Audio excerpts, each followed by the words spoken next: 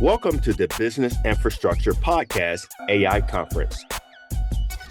Over the next 12 episodes, you'll hear a combination of fireside chats, keynote speeches, and product demonstrations, all centered around AI.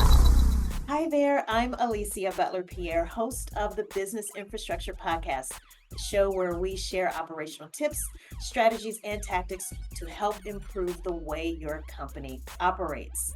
We have another great episode lined up for you featuring our AI Tech Conference. This particular episode is bound to be packed with some really useful information that you can use to dramatically improve or transform the way you might be doing something in your back office operations. Before we get started, do me a really quick favor, please. Press pause, subscribe to this channel, hit the notification bell so that you'll know when other episodes come, and then press play and we'll get right into it. I hope you enjoy this episode. Joining me first up, we have Mr. Jim Stroud, the one and only, very good friend of mine, longtime friend, also here in Atlanta, Georgia. Jim, welcome to the show once again, because Jim is a repeat guest. How are you? A repeat offender. Yes, thank you. Thanks for having me.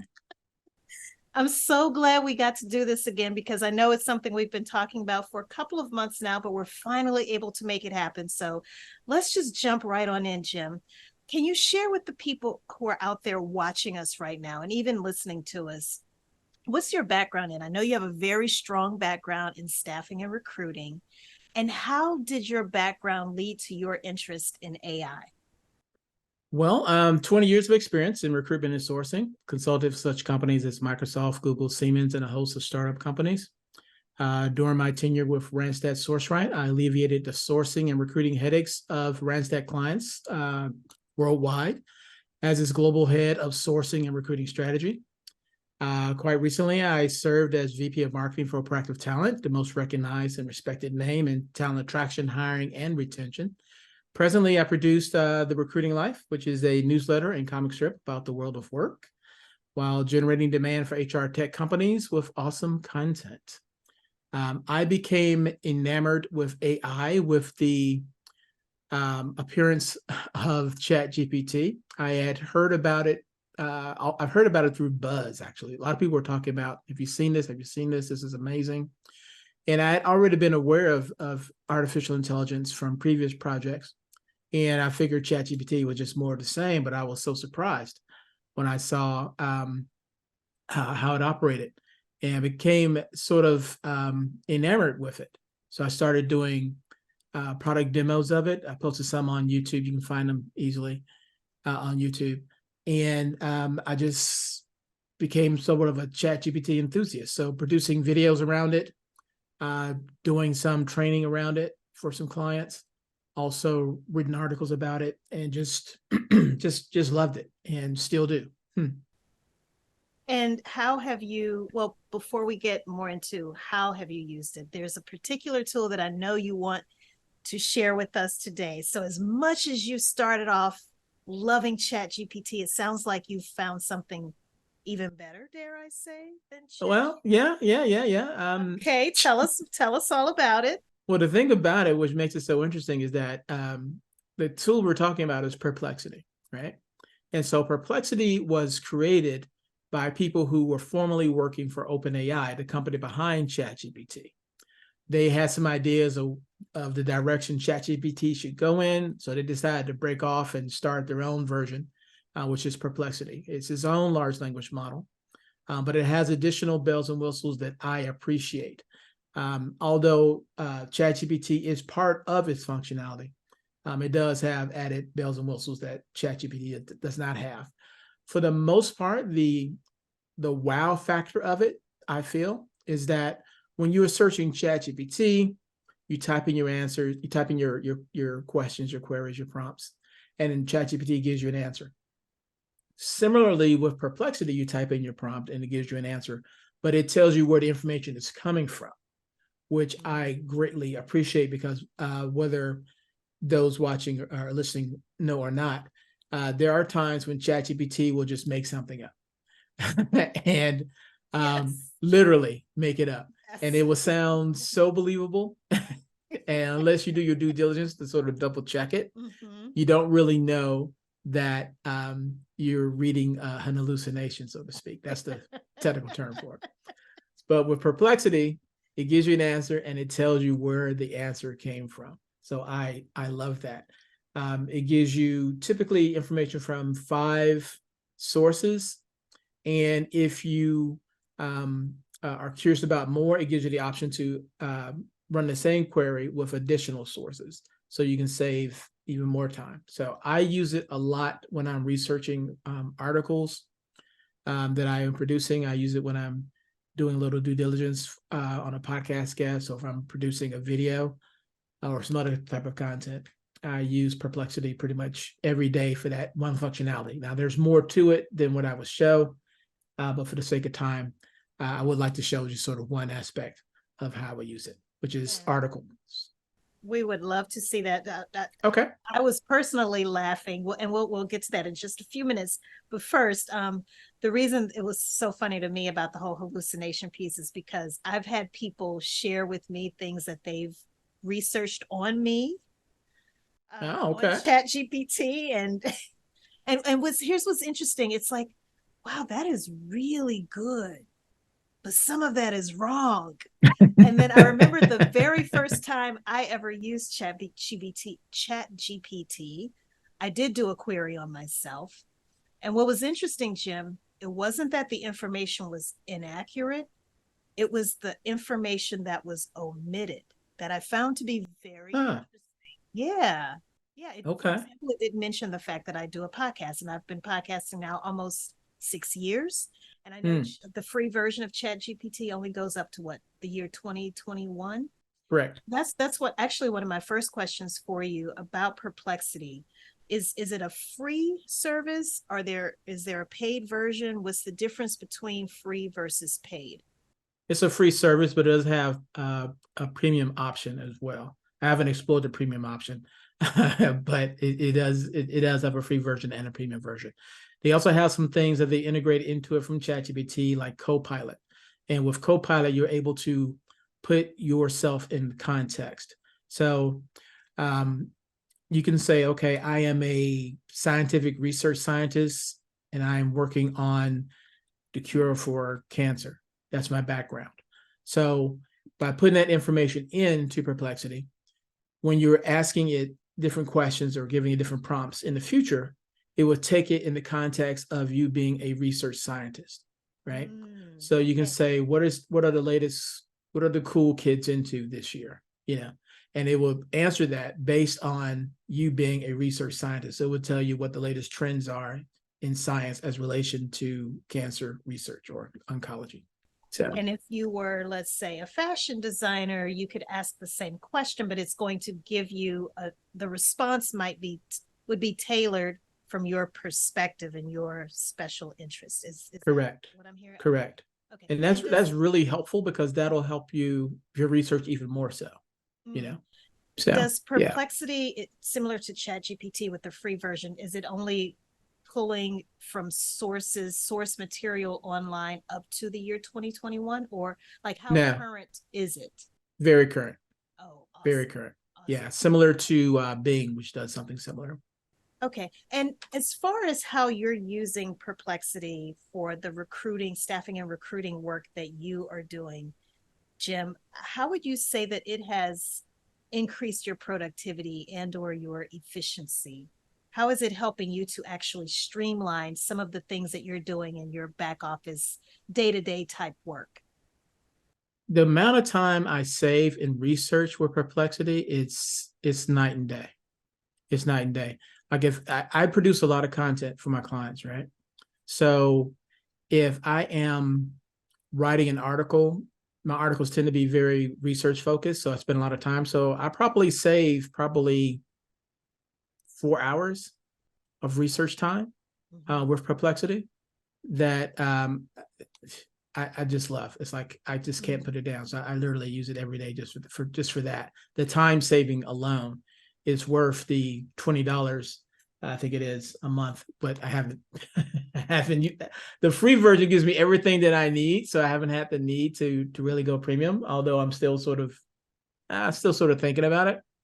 But the free version has given me so much of what I need. It saved me 4 hours already. Maybe if I buy the premium version, I'll save 6 hours. But right now, I'm saving a lot of time. Yeah. Well, okay. So as we start to queue up the demo that you're going to share with us, okay, let's first talk about this. As we go through your demo, I would love to go through it from a business infrastructure perspective. And for those of you who are watching, listening to us for the first time, business infrastructure is simply a system for how you link your people, your processes, and your tools and technologies together so that scale and order and growth happens in a repeatable, sustainable, and profitable way.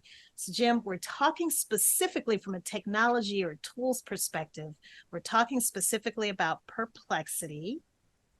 Regarding the people aspect of business infrastructure, do you see AI eliminating some of the research positions that might be out there? So, for example, in your work, if you were to collaborate with someone to help assist, with the research work that you're doing, is there a need for that person anymore? Is there a need for someone to actually do the writing for you? Oh yeah, yes. I would never want to give full responsibility to any machine or tool to do anything, because machines have glitches and they make mistakes just like human beings do. The advantage of the machines is that they're able to make the mistakes a lot faster, if you want to call it that. Able to do a lot of tasks quicker, save time, but there should always be a human being in the loop. Case in point, what we said earlier about Chat GPT. It was amazing the information I received, but some of it was a hallucination, which is the term that people are in the scientific community use. They say it's hallucination when it makes answers up. So if you didn't have a human being going over the information and saying that doesn't sound right, and then they do further research and they're able to see that in fact it was a hallucination. So there should always be a human being involved in the process. You never want to be so into technology that you lose your own human perspective. For I'll give you an example of that. There have been news stories, which are easy to find, where people have driven into rivers because they were listening to the GPS so intently and not thinking for themselves that they literally drove into the water. That is scary. Oh my gosh. Yeah. Wow. So trust but verify. Most definitely. I've also read recently where these robot taxis have caused more traffic jams. One of the selling points of these automated cars, robot taxis, is that it would be an easier way to get around. There will be less traffic, less accidents because the machines are doing everything. But there have been news stories coming out showing that they have been responsible for making traffic worse. So you got to always have a human being in the loop. It's easy to take technology as a sort of panacea that'll just, cure everything, but it's just not the case. So it is in and of itself a tool, just like any other tool that we might use. A phone is a tool, right? Exactly.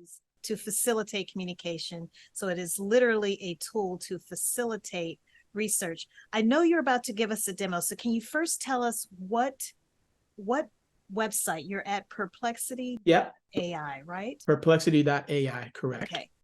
Correct. So and please, so take it from here, Jim. All right. Show us what Perplexity can do that Chat GPT cannot or does not do. Okay. I just saw this book that I'm going to pick up and read. It was a very interesting title.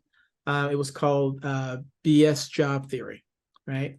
So I see that title and I'm thinking, what is that? So I'll type in, what is BS Job Theory? And up here at the top, it shows you the different places online where it has been talked about and where it pulled this information from. Down here, it gives an explanation of the theory by David Graeber, which is an actual theory, right? And then it tells you down here where related additional questions that you can ask that are in relation to what you did. So you may say, what are some examples of BS jobs, right? Maybe I should have chosen a different example, apologies, but I just realized that. So it gives me answers to that question. And it lets me know where I got the information from, and it gives me additional related questions. And then down here, I can click view sources. And if I want to add more sources to review, click more sources.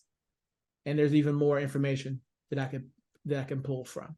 So in just a matter of seconds, Perplexity has literally scanned the web.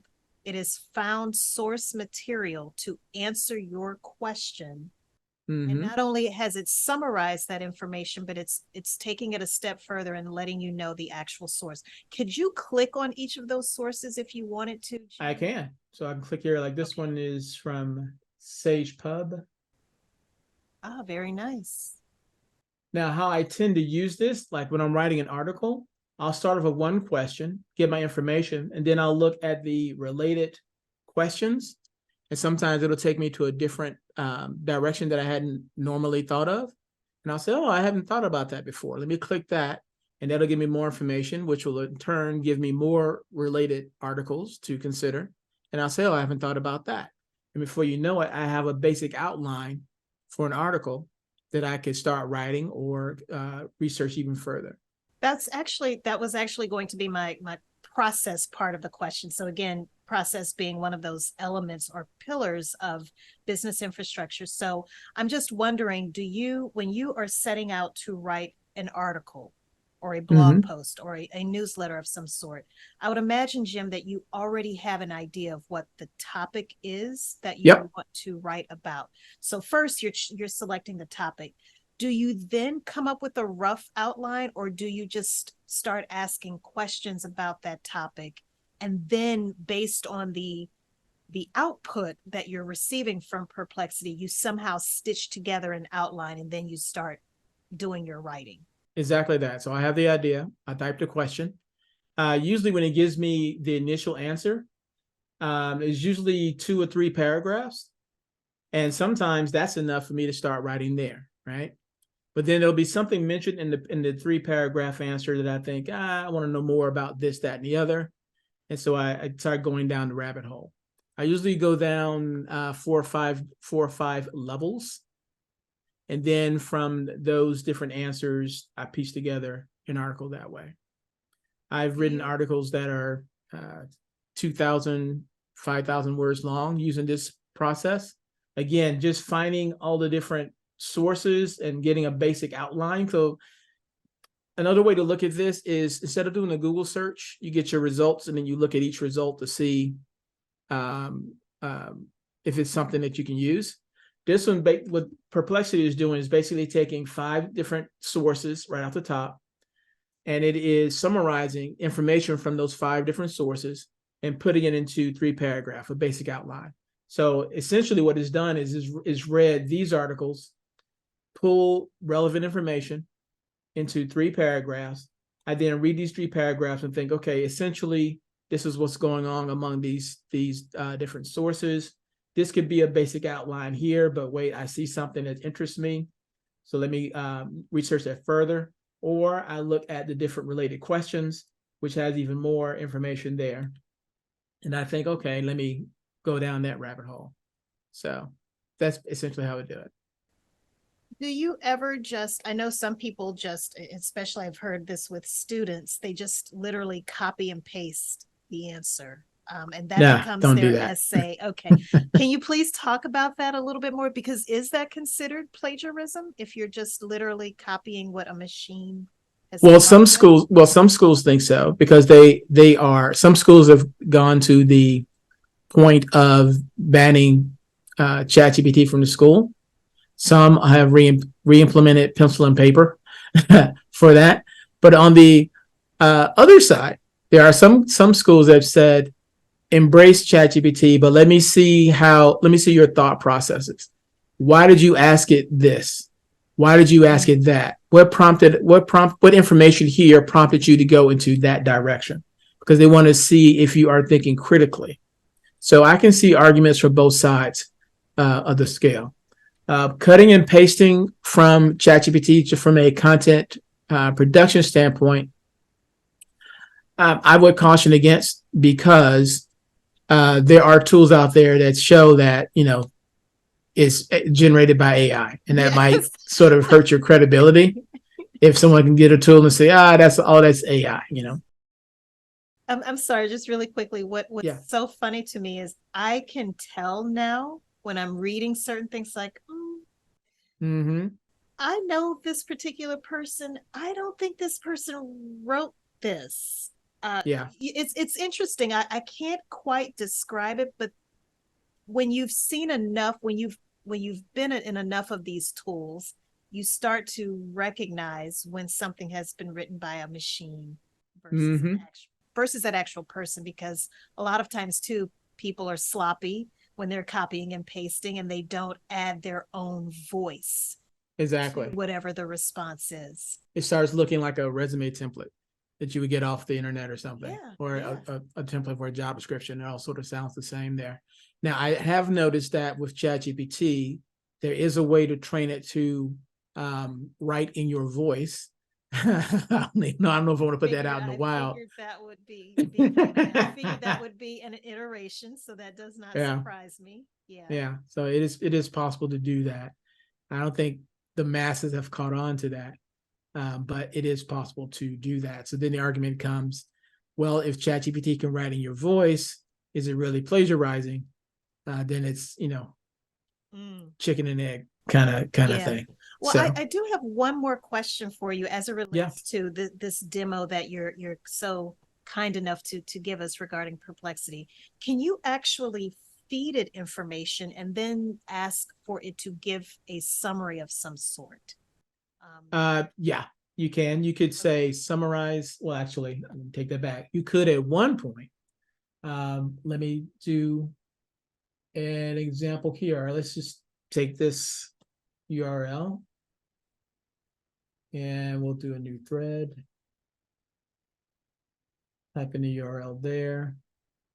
You used to be able to do this, but I think something changed where you couldn't do it anymore, but let's see if it's still possible. So what you used to be able to do, and you can do this with Chat GPT as well, at least at one point, with 3.5, I think, so I typed in summarize, I put in the URL of an article, and not in this case. Okay. But hold on, what if you were to actually copy the actual content of? Oh, hold on. Actually, let's look at this. Let's look at what it said. It said the link provided in the question cannot be accessed by Perplexity. However, based on available search results, the article, excuse me, with the given DOI is titled, the article debunks for. Okay, so what it's done is it wasn't able to summarize the article for whatever reason, but it did find other articles online that talked about the article that we had an interest in.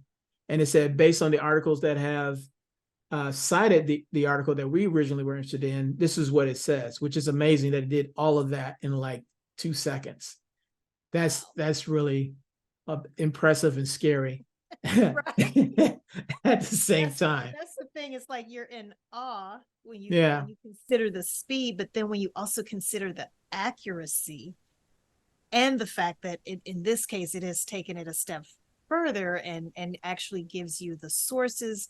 Each of those sources is clickable. You can read it for yourself from a validation perspective. And I would imagine also if you are writing, let's say, a book or paper, you wanted to quote or have footnotes, endnotes, this makes it, again, that much easier for you to be able to cite your sources as well. Yes.